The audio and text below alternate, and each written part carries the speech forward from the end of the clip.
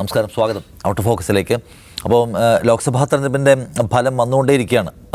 വിചാരിച്ചതുപോലെ അല്ല എന്ന് വെച്ചാൽ എക്സിറ്റ് പോളുകൾ പറഞ്ഞതുപോലെയല്ല. നമ്മൾ ഇന്നലെ സംസാരിച്ച എക്സിറ്റ് പോളിൻ്റെ ഒരു സാധ്യതയെക്കുറിച്ചൊക്കെ ആയിരുന്നു. എക്സിറ്റ് പോളുകൾ മഹാഭൂരിപക്ഷ എക്സിറ്റ് പോളുകളും പറഞ്ഞതിനപ്പുറത്തേക്കാണ് കാര്യങ്ങളെന്ന് നിങ്ങൾ കണ്ടുകൊണ്ടിരിക്കുകയാണ്. 233 സീറ്റിൽ ഇപ്പോഴത്തെ കണക്ക് പ്രകാരം ഇന്ത്യ സഖ്യം ലീഡ് ചെയ്യുന്നു. 300 തൊടാതെ 296, 97 എന്ന മട്ടിൽ NDA നിൽക്കുന്നു. 247 സീറ്റ് മാത്രമാണ് BJP ഉള്ളത്. കഴിഞ്ഞ തവണ 303 സീറ്റ് നേടിയ ഒറ്റയ്ക്ക് ഏറ്റവും വലിയ കക്ഷിയായ 272 എന്ന കേവല ഭൂരിപക്ഷ മാജിക് നമ്പർ മറികടന്ന കക്ഷിയായിരുന്നു BJP എങ്കിൽ ഇത്തവണ BJPക്ക് ഒറ്റയ്ക്ക് ഭരിക്കാൻ കഴിയുന്നില്ല. BJPയെ സംബന്ധിച്ച് അപ്രതീക്ഷിതമായ ഒരു തിരിച്ചടി. സാധാരണ നിലയ്ക്ക് ഇന്ത്യയിലെ ആളുകൾ പ്രതീക്ഷിക്കാത്ത ഒന്ന്. പക്ഷേ നിരീക്ഷകർ പലരും പറഞ്ഞത്, അല്ലെങ്കിൽ ആദ്യഘട്ട സർവേകൾ പലതും ചൂണ്ടിക്കാണിച്ചത്, സെഫോളജിസ്റ്റുകൾ പറഞ്ഞത് സാധ്യമായിരിക്കുന്നു. എക്സിറ്റ് പോളുകളെല്ലാം അപ്രസക്തമായിരിക്കുകയാണ്. നരേന്ദ്രമോദി 4 ലക്ഷത്തിലധികം വോട്ടിൻ്റെ ഭൂരിപക്ഷം ഉണ്ടായിരുന്നു. അദ്ദേഹത്തിന് വാരണാസിയിൽ ഇപ്പോൾ 1.5 ലക്ഷം വോട്ടിൻ്റെ ഭൂരിപക്ഷമേ ഉള്ളൂ.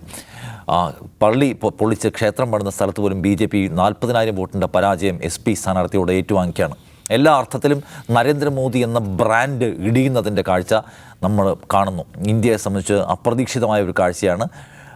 എന്നാൽ പലയിടത്തും ഇന്ത്യ സഖ്യത്തിലെ ചില കക്ഷികൾക്ക് അപ്രതീക്ഷിതമായ വലിയ തിരിച്ചടി നേരിടുകയും ചെയ്യേണ്ടി വന്നിട്ടുണ്ട് എന്നത് വേറെ യാഥാർത്ഥ്യം. എങ്കിലും ഇന്ത്യ ദാവൂദ് സാഹിബ് ഈ ഒരു തിരിവെടുക്കുന്നതിന് എങ്ങനെയാണ് കാണുന്നത്? അല്ല, ഇത് ഇന്നത്തെ ദിവസം എന്ന് പറയുന്നത് ഒരർത്ഥത്തിൽ എല്ലാവർക്കും ആശ്വസിക്കാവുന്ന ഒരു ദിവസമാണ്. എന്താണെന്ന് വെച്ചിട്ടുണ്ടെങ്കിൽ BJPയെ സംബന്ധിച്ചിടത്തോളം അവർ വൻ പരാജയം ഏറ്റുവാങ്ങിയിട്ടില്ല. അവർ തന്നെയാണ് ഇപ്പോൾ ഉള്ള കണക്ക് പ്രകാരം അവർ തന്നെയാണ് അതെ മാജിക് നമ്പറിൻ്റെ അപ്പുറത്ത് നിൽക്കുന്നത്. ഇന്ത്യ മുന്നണിയെ സംബന്ധിച്ചിടത്തോളം ഗംഭീരമായൊരു തിരിച്ചുവരവ്, എന്നാൽ വൻ എക്സിറ്റ് പോളുകളടക്കം വൻ തിരിച്ചടി പ്രവചിക്കപ്പെട്ടപ്പോൾ അങ്ങനെയല്ല, ഞങ്ങളിവിടെ തന്നെ ഉണ്ട്, ഞങ്ങൾ സജീവമായിട്ടുണ്ട് എന്ന് അവർ നിൽക്കുന്നു. ആ നിലയ്ക്ക് അവർക്ക് ഭയങ്കരമായിട്ട് ആശ്വസിക്കാവുന്നതാണ്. ഇപ്പോൾ കേരളത്തിൽ CPIM അല്ലെങ്കിൽ LDF വൻ തിരിച്ചടി നേരിട്ടു. പക്ഷേ നോക്കൂ, ഒരിക്കലും ഇല്ലാത്ത വിധം കേരളത്തിന് പുറത്തുള്ള പല സംസ്ഥാനങ്ങളിലും അവർ സീറ്റുകൾ നേടുന്നുണ്ട്. രാജസ്ഥാൻ, ബീഹാർ, തമിഴ്നാട് നേരത്തെ ഉള്ളതാണ്. അങ്ങനെ നോക്കുമ്പം അവർക്കും ആശ്വസിക്കാനുള്ള വകയുണ്ട്. അതുകൊണ്ട് ജനാധിപത്യത്തിൽ എല്ലാവർക്കും ആശ്വസിക്കാൻ എന്തെങ്കിലും കിട്ടുന്നു എന്നുള്ളത് നമ്മുടെ ഒരു സൗന്ദര്യമായിട്ട് കാണണം.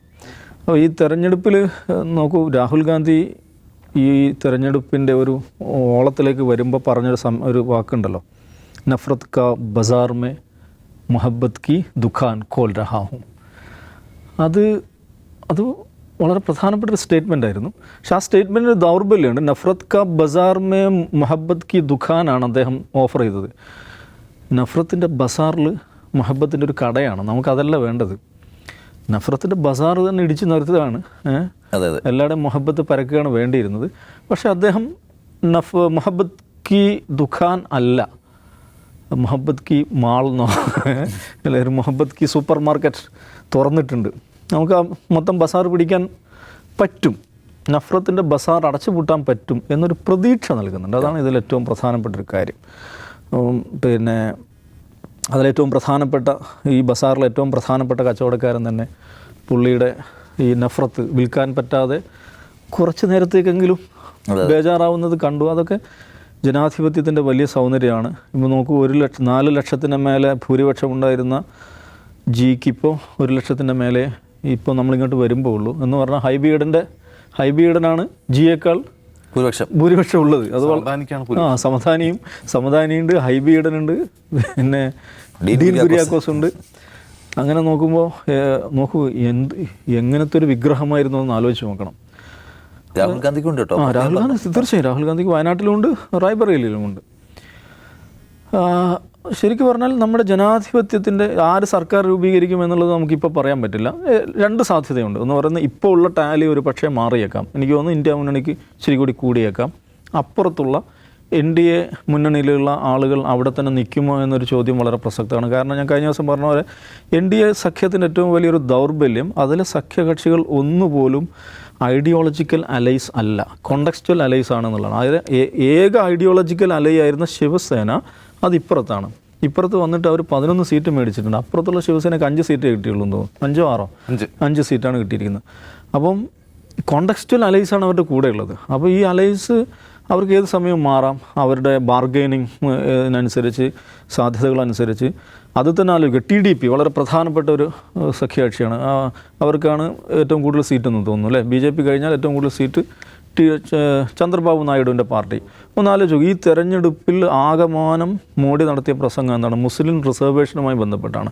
മുസ്ലിങ്ങൾക്ക് സംവരണം കൊടുക്കുന്നു, നിങ്ങളുടെ സംവരണം എടുത്തു കളയുന്നു. മുസ്ലിം റിസർവേഷൻ കൊടുക്കുന്നു, നിങ്ങളുടെ എടുത്തു കളയുന്നു എന്ന് ഓരോ സമുദായത്തോടും പറഞ്ഞുകൊണ്ടിരുന്നു. പക്ഷേ ഈ ഇലക്ഷനിൽ TDP എങ്ങനെ മത്സരിച്ചെന്നറിയോ?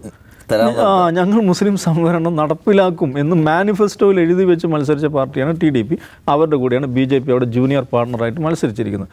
അതും എഗൈൻ നമ്മുടെ ജനാധിപത്യത്തിൻ്റെ ഒരു സൗന്ദര്യമാണ്. മുസ്ലിം റിസർവേഷനെതിരെ അട്ടഹസിച്ചുകൊണ്ടിരിക്കുന്ന ഒരു പ്രധാനമന്ത്രി മുസ്ലിം റിസർവേഷൻ നടപ്പിലാക്കുമെന്ന് പറഞ്ഞ് മത്സരിക്കുന്ന അദ്ദേഹത്തിൻ്റെ ഒരു സഖ്യകക്ഷി. ഇങ്ങനെയൊക്കെയാണ് ഇതുണ്ടായിട്ടുള്ളത്. അപ്പോൾ അങ്ങനെ നമ്മുടെ ജനാധിപത്യത്തിൻ്റെ ഏറ്റവും പ്രധാനപ്പെട്ട സവിശേഷത ഇന്ത്യയുടെ വൈവിധ്യങ്ങളെ റെപ്രസെൻ്റ് ചെയ്യാനുള്ള ശേഷി അതിനുണ്ടെന്നുള്ളതായിരുന്നു. അത് ആവർത്തിച്ചുറപ്പിച്ച തെരഞ്ഞെടുപ്പ് എന്നുള്ള നിലക്കാണ് ഞാനിന്ന് കാണുന്നത്. ഒരുപക്ഷെ നാളെ മോഡി തന്നെ പ്രധാനമന്ത്രി ആയേക്കാം. പക്ഷേ ആ പാർലമെൻറ്റ് നോക്കൂ, എന്തുമാത്രം സുന്ദരമായ വൈവിധ്യം നിറഞ്ഞൊരു പാർലമെൻ്റ് ആയിരിക്കും. നോക്കൂ, ഈ ബരാമുള്ള എന്ന് പറയുന്ന കോൺസ്റ്റിറ്റ്യുവൻസി ഉണ്ട് കശ്മീരിൽ. അവിടെ ഉമർ അബ്ദുല്ല എന്ന് പറയുന്ന മുഖ്യമന്ത്രി, 2 തവണ മുഖ്യമന്ത്രി മനുഷ്യൻ തോൽപ്പിച്ചിരിക്കുന്ന ആരാന്നറിയോ? എഞ്ചിനീയർ റാഷിദ് എന്ന് പറഞ്ഞിട്ട് 2019 മുതൽ UAPA ചാർത്തപ്പെട്ട് ജയിലിൽ കിടക്കുന്നൊരു മനുഷ്യനാണ്. തീവ്രവാദ ബന്ധം ആരോപിച്ച് ടെറർ ഫണ്ട് ആരോപിക്കപ്പെട്ട് 2019 മുതൽ UAPA തടവുകാരനായി ജയിലിൽ കിടക്കുന്ന മനുഷ്യൻ. അദ്ദേഹത്തിൻ്റെ 2 മക്കളാണ് ഇലക്ഷൻ ക്യാമ്പയിൻ നടത്തിയത്. ഏതെങ്കിലും ഒരു മുഖ്യധാര പാർട്ടിയുടെ ഭാഗമായിട്ടില്ല, ഇൻഡിപെൻഡൻ്റായി നിന്നുകൊണ്ടാണ് അദ്ദേഹം മത്സരിക്കുന്നത്. ഈ ഏറ്റവും ഒടുവിലെ കണക്ക് പ്രകാരം 1 ലക്ഷത്തിലേറെ വോട്ടിൻ്റെ ലീഡിലാണ് അങ്ങേര് അവിടെ വിജയിക്കുന്നത്. അമൃത്പാൽ സിംഗ് എന്ന് പറഞ്ഞൊരു കാൻഡിഡേറ്റ് ഉണ്ട്. ഈ ഖദൂർ സാഹിബ് മണ്ഡൽ, പഞ്ചാബിലെ ഖദൂർ സാഹിബ് മണ്ഡലത്തിൽ നിന്ന്. അദ്ദേഹം ജയിലിലാണ്. എവിടെയാണ് ജയിലിൽ നിൽക്കുന്നത്? പഞ്ചാബിൽ അങ്ങേരെ പിടിച്ച് ജയിലിട്ടിരിക്കുന്നത്. അസാമിലെ ദിബ്രുഗറിൽ കൊണ്ടുപോയി ജയിലിട്ടിരിക്കുകയാണ്. അങ്ങേര് 1.5 ലക്ഷത്തിലേറെ വോട്ടിൻ്റെ ലീഡിനാണ് വിജയിച്ചു നിൽക്കുന്നത്. പഞ്ചാബിൽ തന്നെ ഫരീദ് കോട്ടിൽ നിന്ന് മത്സരിക്കുന്ന സർബ്ജീത് സിംഗ് ഖൽസ എന്ന് പറയുന്ന കാൻഡിഡേറ്റ്. അയാൾ ആരാണെന്നറിയോ? ഇന്ദിരാഗാന്ധിയുടെ ഘാതകനായ ബിയാൻ സിംഗിൻ്റെ മകനാണ്. സ്വതന്ത്രനായിട്ടാണ് മത്സരിക്കുന്നത്. അങ്ങേരും ലീഡ് നിലനിർത്തിയിരിക്കുകയാണ്. വിജയിക്കാൻ തന്നെയാണ് സാധ്യത. ഈ ചന്ദ്രശേഖർ ആസാദ് നോട്ട് ചെയ്യേണ്ട ഒരു ഫിഗറാണ് കേട്ടോ. അത് ചന്ദ്രശേഖർ ആസാദ് എന്ന് പറഞ്ഞാൽ ചന്ദ്രശേഖർ ആസാദ് രാവണ സേന എന്ന് പറഞ്ഞിട്ട് അതാലോചിക്കണം. ഇന്ത്യയിൽ രാമഭക്തിയും ഈ പറയുന്ന ശ്രീരാമൻ എന്ന് പറയുന്ന ഒരു ഐക്കണെ മുമ്പിൽ വെച്ച് BJPയുടെ രാഷ്ട്രീയം മുന്നോട്ട് കൊണ്ടുപോകുമ്പോഴാണ് ഞങ്ങൾ രാവണൻ്റെ ആളുകളാണ് എന്ന് പറഞ്ഞ് ജനങ്ങളെ സംഘടിപ്പിച്ച രാവണനും ഇവിടെ ആളുകളുണ്ട്. രാമഭക്തി മാത്രമല്ല, രാവണഭക്തി കൂടെ ചേർന്നതാണ് ഇന്ത്യ എന്ന് പറഞ്ഞുകൊണ്ട് രംഗത്ത് വന്ന ആളാണ് ചന്ദ്രശേഖർ ആസാദ്. നഗീന മണ്ഡലത്തിൽ പുള്ളിയുടെ തന്നെ ഒരു പാർട്ടിയുണ്ട്, ആസാദ് സമാജ് പാർട്ടി. അതിൻ്റെ സ്ഥാനാർത്ഥിയായിട്ട് പുള്ളി വിജയിച്ചു നിൽക്കുകയാണ്. ഈ പറയുന്ന SP-യോടും BSP-യോടും BJP-യോടും ഫൈറ്റ് ചെയ്തുകൊണ്ടാണ് പുള്ളി വിജയിക്കുന്നത്. ഞാനത് നിസ്സാരമായി കാണുന്നില്ല. ഇപ്പോൾ BSP, ഉത്തരേന്ത്യയിൽ BSP പിറകോട്ട് പോകുമ്പോൾ ചന്ദ്രശേഖർ ആസാദിനെ പോലെ 37 വയസ്സേ ഉള്ളൂ ഒരു യുവാവ് ഒറ്റക്ക് നിന്ന് നഗീനെ പോലുള്ള ഒരു സീറ്റിൽ ഇത്രയും ഭൂരിപക്ഷത്തിന് വിജയിക്കുന്നുണ്ടെങ്കിൽ നോക്കൂ, ഭാവിയിൽ വേറെയും ഒരുപാട് രാഷ്ട്രീയങ്ങൾ ഇവിടെ ഉയർന്നു വരികയാണ് എന്ന സന്ദേശമാണ് നൽകുന്നത്. അപ്പോൾ രാജസ്ഥാനിൽ നിന്ന് CPM-ൻ്റെ സ്ഥാനാർത്ഥി വരുന്നു, ബീഹാറിൽ നിന്ന് CPI-യുടെയും CPM-ൻ്റെയും സ്ഥാനാർത്ഥികൾ വരുന്നു, CPI-ML-ൻ്റെ ആളുകൾ വരുന്നു. ഇടതുപക്ഷത്തിന് രാജ്യത്തിൻ്റെ വിവിധ ഭാഗങ്ങളിൽ നിന്ന് പ്രതിനിധികൾ ഉണ്ടാകുക എന്ന് പറഞ്ഞാൽ നിശ്ചയമായും നമ്മുടെ രാഷ്ട്രീയത്തെ ഗുണപരമായി അതിൻ്റെ ക്വാളിറ്റിയെ വർദ്ധിപ്പിക്കുന്ന ഘടകം തന്നെയാണ്. എന്ന് പറഞ്ഞാൽ സുന്ദരമായ വൈവിധ്യം നിറഞ്ഞ ഒരു പാർലമെൻറ്റ്, ഒരു ലോക്സഭ നമ്മൾ കാണാൻ പോവുകയാണ്. ആ നിലക്ക് മാത്രം വിടുതലൈ ചെയ്തകൾ കക്ഷി ഇവരെല്ലാം വരുന്നു. ഇതാണ് എന്നെ ഏറ്റവും ആഹ്ലാദിപ്പിക്കുന്ന കാര്യം. നാളെ നരേന്ദ്രമോദി തന്നെ സത്യപ്രതിജ്ഞ ചെയ്തേക്കാം, നമുക്കറിയില്ല എന്ത് സംഭവിക്കുന്നു. പക്ഷേ ഇന്ത്യൻ ജനത നരേന്ദ്രമോദിയുടെ മുഖത്ത് നോക്കി പറയുകയാണ്, നിങ്ങളീ പറയുന്ന ഈ ഏകമുഖമായ ഒരു രാജ്യമല്ല, ഒരു ജനതയല്ല ഇത് വൈവിധ്യങ്ങൾ നിറഞ്ഞൊരു ജനതയാണ്. ഇന്ദിരാഗാന്ധിയുടെ ഘാതകനെ ജയിപ്പിക്കുന്ന ജനതയാണ്. നിങ്ങൾ ജയിലിലടച്ച റാഷിദ് എഞ്ചിനീയറെ ജയിപ്പിക്കുന്ന ജനതയാണ്. അമൃത് സിംഗ് പാലിനെ ജയിപ്പിക്കുന്ന ജനതയാണ്. ചന്ദ്രശേഖർ ആസാദിനെ ജയിപ്പിക്കുന്ന ജനതയാണ്. നിങ്ങളെ തന്നെ 10-15 മിനിറ്റ് നേരത്തേക്കാണെങ്കിലും ഉറപ്പിച്ചു നിർത്തിയ ജനതയാണ്. എത്ര? 9,000 വോട്ടല്ലേ? 9,000 വോട്ടിന് പിന്നിലാക്കിയ ജനതയാണ്. വാരാണസിയിൽ നിങ്ങളെ കുറച്ചു നേരത്തേക്ക് പിന്നിലാക്കിയ ജനതയാണ്. ഈ ഓർമ്മ നിങ്ങൾക്കുണ്ടായിരിക്കണമെന്ന സന്ദേശം നരേന്ദ്രമോദിക്ക് നൽകുന്ന, നരേന്ദ്രമോദിയെപ്പോലെ ചിന്തിപ്പിക്കുന്നവർക്ക് ആ ഒരു സന്ദേശം നൽകുന്ന ദിവസം. രണ്ടാമത് കോൺഗ്രസ്സിന് മുഖ്യ പ്രതിപക്ഷം എന്നുള്ളൊരു കോൺഗ്രസിനുള്ള പാഠമാണ്. നിങ്ങൾ രാഷ്ട്രീയം പറയുകയാണെങ്കിൽ, നിങ്ങൾ BJPയെ കോപ്പി അടിക്കാനാണ് പരിപാടിയെങ്കിൽ അതുകൊണ്ടാണ് നിങ്ങൾ 10 വർഷമായി വെയിലത്ത് നിൽക്കുന്നത്. നിങ്ങൾ ഇച്ചിരിയെങ്കിലും രാഷ്ട്രീയം പറഞ്ഞു തുടങ്ങി, ഈ രാജ്യത്ത് ആവശ്യമുള്ള രാഷ്ട്രീയം ഇച്ചിരിയെങ്കിലും പറഞ്ഞു തുടങ്ങി, അത് വർക്ക് ചെയ്യുന്നു. അത് കോൺഗ്രസ് മനസ്സിലാക്കേണ്ട ദിവസമാണ്. യെസ്. ഇപ്പോൾ ഇപ്പുറത്തെ ചേരിയിൽ നിന്ന് നേട്ടങ്ങളുണ്ടാക്കിയ കുറിച്ച് പറയുമ്പോൾ BJPയുടെ ഒരു സെറ്റ് ബാക്കിനെ കുറിച്ച് ഞാൻ ചോദിക്കുക. പ്രത്യേകിച്ച് ഉത്തർപ്രദേശിൽ BJP ഒരുപക്ഷെ പ്രയാസം അനുഭവിക്കാനുള്ള സാധ്യതയെക്കുറിച്ച് നമ്മൾ നേരത്തെ ഇവിടെ സംസാരിച്ചിട്ടുണ്ട്. UP പോലെ ഒരു സ്ഥലത്ത് രാം ജന്മഭൂമി മൂവ്മെൻറ്റിൻ്റെ എല്ലാ സാധ്യതകളും ഉപയോഗപ്പെടുത്താൻ കഴിയുന്ന, രാമക്ഷേത്ര നിർമ്മാണത്തിൻ്റെ സാധ്യതകൾ പ്രയോജനപ്പെടുത്താൻ കഴിയുന്ന ഭയങ്കരമായിട്ടുള്ള വിഭജന സംഗതികൾ സംസാരിച്ച ഒരു സ്ഥലം, അവിടെയാണ് ഏറ്റവും വലിയ സെറ്റ് ബാക്ക് ഉണ്ടാകുന്നത് വെച്ചാൽ ഹിന്ദുത്വ രാഷ്ട്രീയം എന്ന് പറയുന്നതിൻ്റെ പ്രയോഗ സാധ്യതയുടെ ഒരു എൻഡ് തുടങ്ങുകയാണോ എന്ന് ചോദിക്കാൻ. ഈ നമ്മുടെ ഇലക്ഷൻ പ്രഖ്യാപിച്ച സമയത്ത്, അതായത് മാർച്ച് മാസത്തെ അവസാന വാരത്തിൽ ദി വയറിൻ്റെ ഒരു ലേഖകൻ ഈ UPയിലെ വിവിധ പ്രദേശങ്ങളിൽ ട്രാവൽ ചെയ്തിട്ടൊരു ലേഖനം എഴുതിയിരുന്നു. അദ്ദേഹം പറയുന്നതെന്ന് വെച്ചാൽ അങ്ങനെ ഒരു വേവ് ഒന്നും ഇവിടെ ഇല്ല. അദ്ദേഹം ഏപ്രിലിൽ വീണ്ടും അവിടെ യാത്ര നടത്തുകയാണ്. അവിടെയും ഈ പറയുന്ന ഒരു തരംഗമൊന്നുമില്ല. BJPക്ക് അനുകൂലമായിട്ട് മോദിക്ക് ഒരു തരംഗമൊന്നുമില്ല. രാമക്ഷേത്രം പ്രതിഷ്ഠാപന ചടങ്ങ് നടന്നു, അതിൻ്റേതായ ഒരു തരംഗമൊന്നും കാണുന്നില്ല. പക്ഷേ അവിടെ കോമൺ ആയിട്ട് ഞാൻ കണ്ട ഒരു കാര്യം എന്ന് പറഞ്ഞാൽ എല്ലാ സെക്ട് ഓഫ് പീപ്പിളിനിടയിലും മുസ്ലിം വിരുദ്ധ വികാരം വ്യാപകമാണ്. അത് BSPക്ക് വോട്ട് ചെയ്യുന്നവരാണെങ്കിലും SPക്ക് വോട്ട് ചെയ്യുന്നവരാണെങ്കിലും BJPക്ക് വോട്ട് ചെയ്യുന്നവരാണെങ്കിലും അത് വ്യാപകമാണ്. ഒരു കാര്യം. രണ്ടാമത്തെ കാര്യം, യോഗി ആദിത്യനാഥ് 2ാം വട്ടവും അധികാരത്തിൽ വന്നതിന് ശേഷം ഇവിടെ ക്രമസമാധാന നില ഉഷാറായിട്ടുണ്ട്. അതായത് എന്താണ്, ഗുണ്ടാ ഗ്യാങ്ങുകൾ ഒതുക്കിയിട്ടുണ്ട്. ഗുണ്ടാ ഗ്യാങ്ങുകൾ മീൻസ് മറ്റവന്മാർ. അപ്പോൾ ഈ ഒരു ഫീൽ എല്ലായിടത്തും കാണുന്നതാണ് ഒരു റിപ്പോർട്ട്. പക്ഷേ തെരഞ്ഞെടുപ്പ് പ്രചാരണം മുന്നോട്ട് പോയി കഴിയുമ്പോൾ ഒരു ഏപ്രിൽ അവസാന വാരമാകുമ്പോൾ കോൺഗ്രസിൻ്റെ ഈ ക്യാമ്പയിൻ ഒക്കെ അറിയുന്ന, വളരെ അടുത്തറിയുന്ന ഒരാളായിട്ട് ഞാൻ സംസാരിച്ചപ്പോൾ അവർ പറഞ്ഞത് 30 സീറ്റ് അല്ലെങ്കിൽ 31 സീറ്റ് ഇന്ത്യ മുന്നണിക്ക് അവിടെ ലഭിക്കും. അപ്പോൾ ഞാൻ ചോദിച്ചു, നിങ്ങൾക്ക് എങ്ങനെയാണ് ഇത്ര ആത്മവിശ്വാസം? അത് UPയിൽ നിന്ന് ചോദിക്കുമ്പോൾ അതാണ് അവിടുത്തെ യാഥാർത്ഥ്യം. കാരണം അത് യാഥാർത്ഥ്യം ഉണ്ടാകാനുള്ള ഒരു കാരണം അവർക്ക് കാണുന്നത് അത് കോൺഗ്രസിൻ്റെ ഏതെങ്കിലും തരത്തിലുള്ള മികവോ, കോൺഗ്രസ് പറയുന്ന രാഷ്ട്രീയം തന്നെ അവർ ഏറ്റെടുത്തുകൊണ്ടല്ല, സമാജ്വാദി പാർട്ടി അവിടെ ഉണ്ടാക്കിയിട്ടുള്ള ഇൻറോഡ്സാണ്. പ്രത്യേകിച്ചും കഴിഞ്ഞ പഞ്ചായത്ത് തെരഞ്ഞെടുപ്പിൽ, മീൻസ് കഴിഞ്ഞ ലോക്കൽ ബോഡി തെരഞ്ഞെടുപ്പിൽ ഏറ്റവും കൂടുതൽ സീറ്റ് നേടിയ പാർട്ടി BJP അല്ല, അത് സമാജ്വാദി പാർട്ടിയാണ്. അതിനർത്ഥം അവിടെ അവർക്ക് ഗ്രൗണ്ട് ലെവലിൽ പ്രവർത്തകരുണ്ട് എന്നുള്ളതാണ്. ഈ തെരഞ്ഞെടുപ്പ് ഇന്ത്യ മുന്നണിയിലെ എല്ലാ പാർട്ടികൾക്കും നൽകുന്ന സന്ദേശം അതാണ്. നിങ്ങൾ എത്ര വലിയ ഐഡിയോളജി പറഞ്ഞോ, നിങ്ങൾ എത്ര വലിയ രാഷ്ട്രീയ മുദ്രാവാക്യങ്ങൾ മുഴക്കിയോ, നിങ്ങൾ എത്ര വലിയ മുഹബത്ത് കാ ദുക്കാൻ തുറന്നോ, അതൊന്നുമല്ല വോട്ട് നേടിത്തരുന്നത് ഗ്രൗണ്ട് ലെവലിൽ പണിയെടുക്കുന്ന ആളുകളാണ്. നമ്മൾ അതിൻ്റെ ഏറ്റവും നല്ല ഉദാഹരണം കണ്ടത് ജോൺപൂരിലാണ്. ജോൺപൂരിൽ ഒരു ലോഡ് EVM ട്രക്ക് വന്നപ്പോൾ അവിടെ തടയാൻ ആളുണ്ടായിരുന്നു എന്നുള്ളത് കൊണ്ടാണ് UPയിൽ ഇപ്പോഴും റിസൾട്ട് പ്രഖ്യാപിക്കാൻ വൈകുന്നത്. നമ്മൾ മനസ്സിലാക്കണം. അതുപോലെ ട്രക്കുകൾ വന്നു പോയിരുന്നെങ്കിൽ പണ്ടേ അവിടെയൊക്കെ ഇലക്ഷൻ റിസൾട്ട് പ്രഖ്യാപിക്കപ്പെട്ടേ. ഇപ്പോഴും അവിടെ റിസൾട്ട് പ്രഖ്യാപിക്കാത്ത സ്ഥലങ്ങളുണ്ട്, അത് നമ്മൾ ശ്രദ്ധിക്കണം. അപ്പോൾ എവിടെയാണോ ബ്ലോക്ക് കുടുങ്ങിയതായിരിക്കും, എവിടെയാണോ ഗ്രൗണ്ട് ലെവലിൽ പ്രവർത്തിക്കാൻ ആളുകളുള്ളത്, വീടുകളിൽ കയറി ചെന്ന് ഞങ്ങൾക്ക് വോട്ട് തരൂ എന്ന് പറയാൻ പ്രവർത്തകരുള്ള പാർട്ടികളുണ്ടോ അവർക്ക് ജനങ്ങൾ വോട്ട് ചെയ്യും. നിങ്ങളുടെ രാഷ്ട്രീയം മാത്രമല്ല, ജനങ്ങളുമായിട്ട് നേർക്കുനേർ സംസാരിക്കുക എന്നുള്ളത് വളരെ വളരെ പ്രധാനമാണ്. ഈ സംസാരിച്ചില്ലെങ്കിലുള്ള പ്രശ്നം എന്താണെന്ന് വെച്ചാൽ എന്താണ്, ഞങ്ങൾ അവിടെ ജയിക്കും എന്ന് വ്യാജമായ മെസ്സേജുകൾ പാർട്ടി നേതാക്കന്മാർ, പ്രാദേശിക നേതാക്കന്മാർ മുകളിലേക്ക് കൊടുക്കുകയും അവർ അതിൽ അഭിരമിക്കുകയും ചെയ്യും. യഥാർത്ഥത്തിൽ ഗ്രൗണ്ടിൽ എന്താണ് നടക്കുന്നത് എന്നുള്ളത് നേതൃത്വത്തിന് അറിയാൻ കഴിയുന്ന ഇങ്ങനെയുള്ള പ്രവർത്തകർ വഴിയാണ്. ഞാനിവിടെ കോൺഗ്രസിനെ പറ്റി പറയുന്നത്, കോൺഗ്രസിന് അവിടെ വേരുകൾ കുറവാണ്, അവിടെ നിന്ന് വേര് പറഞ്ഞു പോയൊരു പാർട്ടിയാണ്. പക്ഷേ സമാജ്വാദി പാർട്ടി അവിടെ ഇൻട്രോഡ്സ് ഉണ്ടാക്കിയിട്ടുണ്ട്, അവർക്ക് അതിൻ്റെ ഗുണഫലം ലഭിച്ചിട്ടുണ്ട്. സമാജ്വാദി പാർട്ടിയുടെ തോളിൽ കയറി തന്നെയാണ് അവിടെ ഇത് മുന്നോട്ട് പോകുന്നത്. ഒന്നാമത്തെ കാര്യം. രണ്ടാമത്തെ കാര്യം, ഇപ്പോൾ രാഹുൽ ഗാന്ധി ധാരാളം കാര്യങ്ങൾ പറയുന്നു, ഇത് ജനങ്ങളിലേക്ക് എത്തുന്നില്ല. ഇപ്പോൾ ഇന്ത്യ മുന്നണിയെ സംബന്ധിച്ച്, രാഹുൽ ഗാന്ധിയെ സംബന്ധിച്ച് അവർ നേരിടുന്ന ഏറ്റവും വലിയ പ്രശ്നം 2014 മുതൽ അവർ നേരിടുന്ന പ്രശ്നം ലെവൽ പ്ലേയിങ് ഫീൽഡ് ഇല്ല എന്നുള്ളതാണ്. അവരെ ജനങ്ങൾ കേൾക്കുന്നില്ല. അതായത് നമ്മുടെ ഹിന്ദി ചാനലുകൾ എടുക്കുക, പ്രധാനപ്പെട്ട ഹിന്ദി ചാനലുകൾ ആജ് തക്ക്, സീ ന്യൂസ്, ന്യൂസ് 18 ഇന്ത്യ, ഇങ്ങനെ തുടങ്ങിയുള്ള ഹിന്ദി ചാനൽ, ഏറ്റവും കൂടുതൽ ആളുകൾ കാണുന്ന ചാനലുകൾ ഹിന്ദി ചാനലുകളാണ്. ഈ ചാനലുകളിൽ ഇവർക്ക് ലഭിക്കുന്ന റെപ്രസെൻറ്റേഷൻ എത്ര കുറവാണ് എന്ന് നമ്മൾ ആ ചാനൽ വീക്ഷിച്ചാൽ മനസ്സിലാവും. മറ്റൊരു കാര്യം, ഈ തെരഞ്ഞെടുപ്പ് പ്രഖ്യാപിച്ചതിന് ശേഷം പ്രൈം ടൈം ഡിബേറ്റുകൾ, ഈ പറയുന്ന ഹിന്ദി ചാനലിലെ പ്രൈം ടൈം ഡിബേറ്റുകളിൽ 99% ഒപ്പോസിഷനെതിരായിരുന്നു. പ്രതിപക്ഷത്തിനെതിരെ പ്രൈം ടൈമിൽ ചാനൽ ചർച്ചകൾ നടത്തുക എന്നുള്ളതാണ് ഇവരുടെ പണി. അപ്പോൾ ഒന്ന് ആലോചിച്ച് നോക്കുക എങ്ങനെയാണ്. ഇതൊരു തെരഞ്ഞെടുപ്പ് പ്രക്രിയയിൽ മാധ്യമങ്ങൾ വളരെ നിർണായകമായി പങ്കെടുക്കും. നമുക്കറിയാം മറ്റു രാജ്യങ്ങളിലൊക്കെ പ്രസിഡൻഷ്യൽ ഡിബേറ്റ്സ് നടക്കുന്നത് ടെലിവിഷനുകളാണ്. ഇവിടെ ഈ പ്രൈം ടൈം ഡിബേറ്റുകൾ എന്ന് പറയുന്നത് പ്രതിപക്ഷത്തിനെതിരെ ഡിബേറ്റ് നടത്താനുള്ള ഇടങ്ങളായി മാറുന്നു. ഇവർക്ക് വിസിബിലിറ്റി കിട്ടുന്നില്ല എന്ന് മാത്രമല്ല, ഇവരുടെ ആശയങ്ങളെ റെപ്രസെൻ്റ് ചെയ്യപ്പെടുന്നില്ല. ഇതൊരു ഫ്രീ ആൻഡ് ഫെയർ ഇലക്ഷൻ എന്ന് പറയാൻ കഴിയില്ല. അവിടെ ഞാൻ രണ്ടാമത് പറയുന്ന കാര്യം, ഈ പറയുന്ന ഒപ്പോസിഷൻ സഖ്യത്തെ സഹായിക്കുന്ന യൂട്യൂബേഴ്സാണ്.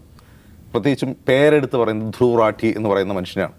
അദ്ദേഹം ഈ രാഷ്ട്രീയമല്ല പറയുന്നത്, പക്ഷേ എന്താണോ നമ്മുടെ രാജ്യത്തെ ജനാധിപത്യത്തെയും ജനാധിപത്യ സ്ഥാപനങ്ങളെയും ഗ്രസിച്ചിരിക്കുന്ന അപകടം, അതിനെ ജനങ്ങൾക്ക് ലളിതമായ ഭാഷയിൽ, സരളമായ ഭാഷയിൽ, ഇംഗ്ലീഷിലല്ല ഹിന്ദിയിൽ, നിങ്ങൾ ഇംഗ്ലീഷിലല്ല ഇന്ത്യക്കാരോട് സംസാരിക്കുന്നത്, ഹിന്ദിയിലാണ് എന്ന് ധ്രുവറാട്ടി ഓർമ്മിപ്പിക്കുകയാണ് ഓരോ രാഷ്ട്രീയക്കാരെയും. കോൺഗ്രസ് ഹിന്ദിയിൽ ട്വീറ്റ് ചെയ്യാൻ തുടങ്ങിയിട്ട് 5 കൊല്ലമായിട്ടുള്ളൂ. നമ്മൾ മനസ്സിലാക്കണം, 5 കൊല്ലമായിട്ടുള്ളൂ കോൺഗ്രസ് നേതൃത്വം കോൺഗ്രസിൻ്റെ ഒഫീഷ്യൽ വെബ് ഹാൻഡിൽ ഹിന്ദിയിൽ ട്വീറ്റ് ചെയ്യാൻ തുടങ്ങിയിട്ട്. അപ്പോൾ അത് അവർക്ക് മനസ്സിലായിട്ടുണ്ട്. അത് കുറേ കൂടി ലളിതമായ സരളമായ ഭാഷയിൽ ജനങ്ങളോട് സംസാരിക്കാൻ കഴിയണം. രണ്ടാമത്തെ കാര്യം. മൂന്നാമത്തെ കാര്യം എന്ന് പറയുന്നത്, ഈ പറയുന്ന രീതിയിൽ ഒന്ന് ലെവൽ പ്ലേയിങ് ഫീൽഡില്ല എന്ന് പറയുമ്പോൾ തന്നെ ജനങ്ങളോട് നിങ്ങൾക്ക് നേർക്കുനേരെ ബന്ധമുണ്ടെങ്കിൽ അതിൽ മാറ്റം വരുന്നു എന്നുള്ളതാണ്. ആ മാറ്റം വരുന്നതിൻ്റെ ഏറ്റവും നല്ല ഉദാഹരണമാണ് UP-യിൽ നാം കാണുന്നത്, മറ്റൊന്ന് മഹാരാഷ്ട്രയിൽ നാം കാണുന്നത്. ഇനി മറ്റൊന്ന് നമ്മൾ ശ്രദ്ധിക്കേണ്ട, ഈ തെരഞ്ഞെടുപ്പിൽ ശ്രദ്ധിക്കേണ്ട ഒരു കാര്യം ആം ആദ്മി പാർട്ടിയാണ്. ഈ തെരഞ്ഞെടുപ്പ് പ്രഖ്യാപിക്കപ്പെട്ടതിന് ശേഷം ഏറ്റവും കൂടുതൽ വേട്ടയാടപ്പെട്ട ഒരു പാർട്ടിയാണ്. അത് അവരുടെ 3 പേർ ജയിലിലാണ്, മുഖ്യമന്ത്രി ഉൾപ്പെടെ 3 പേർ ജയിലിലാണ്. ജാമ്യത്തിൽ ഇറങ്ങി വന്ന അരവിന്ദ് കെജ്രിവാൾ സംസാരിക്കുന്നു. അരവിന്ദ് കെജ്രിവാൾ സംസാരിക്കുമ്പോൾ അദ്ദേഹം പറയുന്ന കാര്യങ്ങൾ ഇന്ത്യ അലയൻസിൻ്റെ രാഷ്ട്രീയമല്ല അദ്ദേഹം പറയുന്നത്, BJP-യിൽ എന്താണ് നടക്കുന്നത്, NDA-യിൽ എന്താണ് നടക്കുന്നത്, അവർക്കിടയിലെ പ്രശ്നങ്ങളാണ് പറയുന്നത്. ആ പറച്ചിൽ ജനങ്ങൾക്ക് കുറേ കൂടി വിശ്വാസ്യതയാണ്. കാരണം ഞാൻ മുമ്പ് ഇവിടെ പറഞ്ഞിട്ടുണ്ട്, കൂടെ കിടക്കുന്നവനെ രാപ്പനെ അറിയാമോ. ഇനി അവിടെ തന്നെ ശ്രദ്ധിക്കേണ്ട കാര്യം, ഇതേ അരവിന്ദ് കെജ്രിവാളിൻ്റെ ഡൽഹിയിൽ 7 സീറ്റും ക്ലീൻ സ്വീപ്പ് ചെയ്യുകയാണ് BJP ചെയ്തത്. അതെന്തുകൊണ്ടായിരിക്കും? കാരണം ആം ആദ്മി പാർട്ടിയുടെ ജനിതകമായ സവിശേഷത അതിൻ്റെ കോൺഗ്രസ് വിരുദ്ധതയാണ്. കോൺഗ്രസിനെതിരെ സംസാരിച്ചാണ് അവർ പാർട്ടി വളർത്തിയത്, അവർ വോട്ട് നേടിയിട്ടുള്ളതാണ്. അതേ പാർട്ടി കോൺഗ്രസിനൊപ്പം നിൽക്കുമ്പോൾ ആം ആദ്മി പാർട്ടിക്ക് വോട്ട് ചെയ്യാൻ ആൾ മടിക്കുന്നു. അതേസമയം അയാൾ പറഞ്ഞിട്ടുള്ള കാര്യങ്ങൾ, അരവിന്ദ് കെജ്രിവാൾ എന്ന മനുഷ്യൻ പറഞ്ഞിട്ടുള്ള കാര്യങ്ങൾ, അതിൻ്റെ മെസ്സേജ് ജനങ്ങൾ ഏറ്റെടുക്കുകയും ചെയ്തു. അപ്പോൾ ഇവിടെ യഥാർത്ഥത്തിൽ അടി കിട്ടിയിട്ടുള്ളത് BJP-ക്ക് മാത്രമല്ല, നരേന്ദ്രമോദിക്ക് മാത്രമല്ല, അരവിന്ദ് കെജ്രിവാളിന് കൂടിയാണ്. അരവിന്ദ് കെജ്രിവാളിൻ്റെ രാഷ്ട്രീയത്തിനാണ് ജനങ്ങൾ അടി കൊടുത്തിട്ടുള്ളത്. പക്ഷേ അവർക്ക് പഞ്ചാബിൽ 3 സീറ്റിൽ അവർക്ക് ലഭിച്ചിട്ടുണ്ട്. അരവിന്ദ് കെജ്രിവാളിൻ്റെ തുറന്നു പറച്ചിലുകൾ UP-യിലെ വോട്ടർമാരെയും സ്വാധീനിച്ചിട്ടുണ്ട്. ഇനി നമ്മൾ ഓർക്കേണ്ട, ഈ തെരഞ്ഞെടുപ്പിൽ വളരെ പ്രധാനമായി ഓർക്കേണ്ട ഒരാൾ സത്യപാൽ മലിക്കാണ്. അദ്ദേഹമാണ് ഇതിന് തുടക്കം കുറിച്ചത്. കാരണം ഈ തെരഞ്ഞെടുപ്പിൽ ജനങ്ങൾ എന്ത് ചിന്തിക്കുന്നുവെന്ന് മനസ്സിലാക്കുകയും അതിനെ കൗണ്ടർ ചെയ്യാൻ വേണ്ടി എന്തായിരിക്കും BJP ചെയ്യുക എന്നും ജനങ്ങളോട് വിളിച്ചു പറഞ്ഞ ആളാണ് സത്യപാൽ മാലിക്. അഡ്വാൻസ് ചെയ്തു. അതുകൊണ്ട് എന്താണ് സംഭവിച്ചത്? ചെയ്യാൻ പറ്റാതെ ഒരു എന്താണ് ജിങ്കോയിസ്റ്റിക് നറേറ്റീവ് സൃഷ്ടിക്കാനോ അല്ലെങ്കിൽ അങ്ങനെ എന്തെങ്കിലും കൊണ്ട് ജനങ്ങളെ യഥാർത്ഥ പ്രശ്നങ്ങളിൽ നിന്ന് ഡിസ്ട്രാക്ട് ചെയ്യാനോ BJP-ക്ക് പറ്റാതായി. കാരണം ഇത് നേരത്തെ തന്നെ അദ്ദേഹം വിളിച്ചു പറയുന്നതോടുകൂടി ആ ഒരു കാര്യം ഇല്ലാതായതാണ് യഥാർത്ഥത്തിൽ ജനകീയ പ്രശ്നങ്ങൾ ഓരോ സംസ്ഥാനങ്ങളിലും സംസാരിക്കാനും അത് ചർച്ച ചെയ്യാനും ജനങ്ങളെ സ്വാധീനിക്കാനും ഇടയായത്.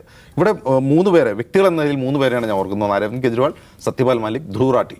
ഈ 3 പേരും ജനങ്ങളെ സ്വാധീനിക്കുന്ന വിധം സംസാരിച്ചത് ജനങ്ങളെ ചിന്തിപ്പിക്കാൻ പ്രേരിപ്പിച്ചിട്ടുണ്ടാകാം എന്നാണ് ഞാൻ കരുതുന്നത്. ഇനി മറ്റൊരു കാര്യം, UP-യിലെ ജനങ്ങളെ തന്നെ നമ്മൾ ഓർക്കേണ്ടതുണ്ട്. UP-യിലെ ജനങ്ങളെ എന്താണ് പറയുക, ഇപ്പോൾ നോട്ട് നിരോധനത്തിന് ശേഷം യോഗി ആദിത്യനാഥിനെ വോട്ട് ചെയ്ത് ജയിപ്പിച്ചവർ, ഗംഗയിൽ ശവമൊഴുകി നടന്നതിന് ശേഷവും യോഗിക്ക് 2ാം ഭരണം കൊടുത്തവർ എന്നൊക്കെ പറഞ്ഞു എന്താണ് ഒരു ചാണകസ്ഥാനായി UP-യെ എല്ലാവരും വരച്ചിടുമ്പോൾ പോലും അവർ രാഷ്ട്രീയമായി കൂടി ചിന്തിക്കുന്നുണ്ട് എന്ന് കാണണം. 1977 നടന്ന തെരഞ്ഞെടുപ്പിൽ ഈ മൊറാർജി ദേശായിയുടെ നേതൃത്വത്തിലുള്ള ഒരു സർക്കാർ രൂപം കൊള്ളാൻ കാരണവും കൂടി UP-യും ബീഹാറുമായിരുന്നു അന്ന്. അപ്പോൾ യഥാർത്ഥത്തിൽ രാജ്യം അപകടത്തിലേക്ക് പോകുമ്പോൾ രാഷ്ട്രീയമായി ഉണരുന്ന ജനങ്ങളാണ് UP-യിലേതെന്ന് ഒരിക്കൽ കൂടി അവർ തെളിയിക്കുകയാണ്. ഏറ്റവും പിന്നോക്കം നിൽക്കുന്ന ഹ്യൂമൻ ഡെവലപ്മെൻറ്റ് ഇൻഡെക്സിൽ ഏറ്റവും മോശമായ ഒരു സംസ്ഥാനത്തെ ജനങ്ങൾ രാജ്യം അപകടത്തിലേക്ക് പോകുമ്പോൾ മറിച്ച് ചിന്തിക്കുന്നു. അതേസമയം രാഷ്ട്രീയ പ്രബുദ്ധതയുണ്ട് എന്നൊക്കെ പറയുന്ന ചില പ്രദേശത്തെ ജനങ്ങൾ, സാംസ്കാരിക തലസ്ഥാനത്തെ ജനങ്ങളൊക്കെ വേറെ രീതിയിലും ചിന്തിക്കുന്നുണ്ട്. അത് മറ്റൊരു കാര്യം. എടുത്തു കൊടുക്കുക.